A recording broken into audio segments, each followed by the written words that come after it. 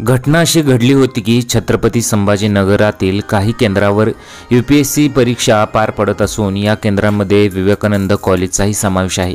या परीक्षेसाठी मराठवाड्यातील सर्व जिल्ह्यातून विद्यार्थी छत्रपती संभाजीनगरमध्ये दाखल होते। मात्र या परीक्षेसाठी देण्यात आलेल्या विवेकानंद कॉलेज हे केंद्र इतर जिल्ह्यातून आलेल्या विद्यार्थ्यांना नेमके कुठं आहे हे माहीत नसल्याने त्यांनी गुगल मॅपची मदत घेतली। मात्र गुगल मॅपच्या मदतीने परीक्षा केंद्रावर वेळेत पोहोचण्याचा प्रयत्न केला आणि इथेच त्यांचा घात झाला। गुगल मॅपवर ज्या ठिकाणी परीक्षा आहे ते केंद्रापासून 11 किलोमीटरचे केंद्र दाखवण्यात आलं। त्यामुळेच गुगल मॅपच्या भरोशावर केंद्रावर पोहोचलेल्या विद्यार्थ्यांची दिशाभूल झाली। त्यामुळे अनेक विद्यार्थ्यांना हे परीक्षा केंद्रावर वेळेत पोहोचता आलं नाही। अनेक विद्यार्थी परीक्षा केंद्रावर वेळेत न पोहोचू शकल्यामुळे त्यांना परीक्षेपासून वंचित राहावे लागले। गुगल मॅपच्या या गोंधळामुळे परीक्षेसाठी एवढ्या दूरपर्यंत येऊनही परीक्षा केंद्रात प्रवेश न मिळाल्याने अनेक विद्यार्थ्यांना तसेच विद्यार्थ्यांना अश्रू अनावर झाले।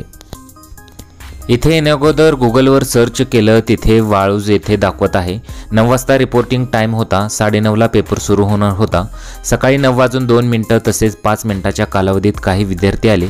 ते विद्यार्थी आल्याने 2 ते 5 मिनिटांचा उशीर झाल्याने त्यांना परीक्षा केंद्रात प्रवेश नाकारण्यात आला। कारण UPSCच्या नियमाप्रमाणे 9 वाजता विद्यार्थ्यांनी केंद्रात प्रवेश बंद केला जातो असं सांगण्यात आल्याचा दावा विद्यार्थ्यांनी केला आहे। अन्य एका विद्यार्थ्यांनी जालन्यामधून निघताना गुगल मॅपवर लोकेशन टाकली असताना ती वाळूज पंढरपुरातील MIDC मध्ये दाखवण्यात आली। त्याचप्रमाणे तिथे पोहोचलो असता तिथे कॉलेज नसल्याचं लक्षात आलं असं त्यांनी सुद्धा सांगितलं।